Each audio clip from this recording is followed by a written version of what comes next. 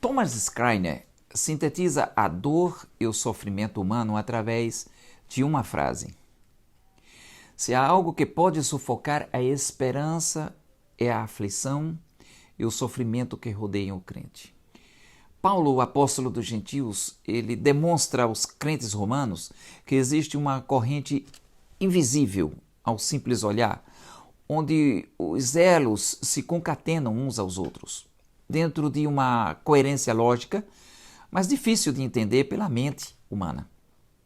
O apóstolo diz, e não somente isso, mas também nos gloriamos nas tribulações, sabendo que a tribulação produz a paciência a experiência, e a experiência a esperança.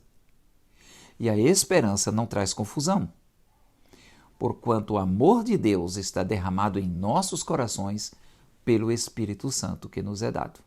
Romanos, capítulo 5, versículos 3 a 5. Eu pergunto, qual é a lógica em alegrar-se nas tribulações? Imaginemos que os crentes romanos, na época do apóstolo Paulo, viviam no período de Nero, um dos mais cruéis e ardilosos Césares de todos os tempos. Gozar-se, no original grego caris, nas perseguições impostas por um governo tirânico e perverso, até parece um contrassenso, não é? Mas o que o apóstolo queria dizer é que todo sofrimento, porque passe um cristão verdadeiro, redundará em consequências como paciência, que é perseverança, que a seu tempo produzirá a experiência, que na NVI, Nova Versão Internacional, fala de caráter aprovado. Em seguida, a esperança, que não traz confusão. Eu concordo com Craig Keener quando ele trata da abordagem do apóstolo Paulo acerca do sofrimento, na intenção de encorajar os irmãos romanos. Eles tinham enfrentado o trauma de muitos deles terem sido expulsos em 49 depois de Cristo, uma situação que havia terminado talvez há menos de 5 anos antes, 54 depois de Cristo. E logo eles enfrentariam uma perseguição mortal por volta de 64 depois de Cristo. Esses crentes também compartilhavam experiências humanas mais amplas, como dor pelos entes queridos. No capítulo 4 da Epístola aos Romanos, mostra-nos um exemplo de fé, perseverança e justificação de um dos personagens bíblicos mais comentados de todos os tempos, Abraão. Descrevendo sua trajetória de fé, o mesmo capítulo diz o seguinte, como está escrito, por pai de muitas nações te constituí, perante aquele do qual creu, a saber, Deus, o qual vivifica os mortos e chama as coisas que não são como se já fossem, o qual em esperança creu contra a esperança, tanto no que ele tornou-se o pai de muitas nações, conforme o que lhe fora dito. Assim será a tua descendência. Romanos capítulo 4, versículo 18. Nós precisamos dissecar os versículos 19 e 20, dividindo-os em 7 situações que nos explicam de que forma Abraão pôs a fé em ação. Primeiro, ele não enfraqueceu na fé. Abraão viveu até os 75 anos de idade numa cultura pagã, onde a astrologia era praticada e conhecida no mundo. Por exemplo, na época do profeta Daniel, em Babilônia, os reis consultavam os caldeus. Até mesmo quando Jesus nasceu, os magos do Oriente vieram adorá-lo. De onde eles vieram? Eles vieram de lá. Ouvir a voz de um Deus estranho aos seus antepassados e sair por terras nunca dantes percorridas por ele, apenas obedecendo à voz, era, no mínimo, um sinal de loucura para os seus parentes e amigos. O segundo ponto é que ele não atentou para as suas limitações.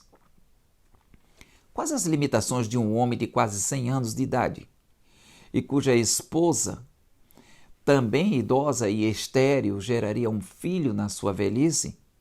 De onde seria pai de numerosas nações?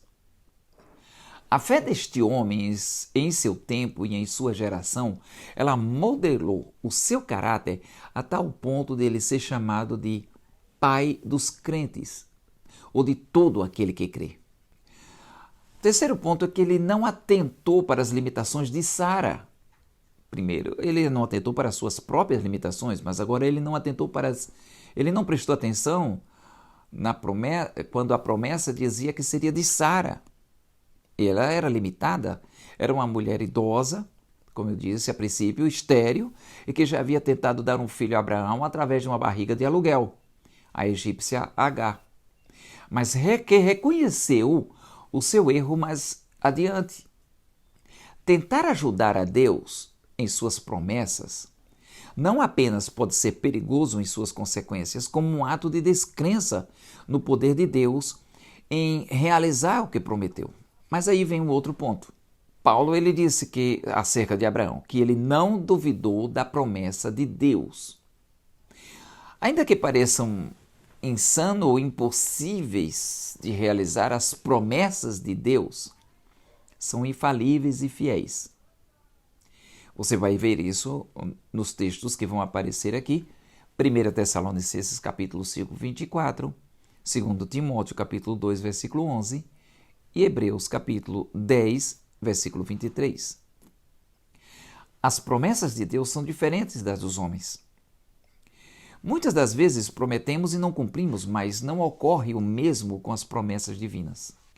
Depois, nós vemos uma outra parte dessa promessa examinada pelo apóstolo São Paulo.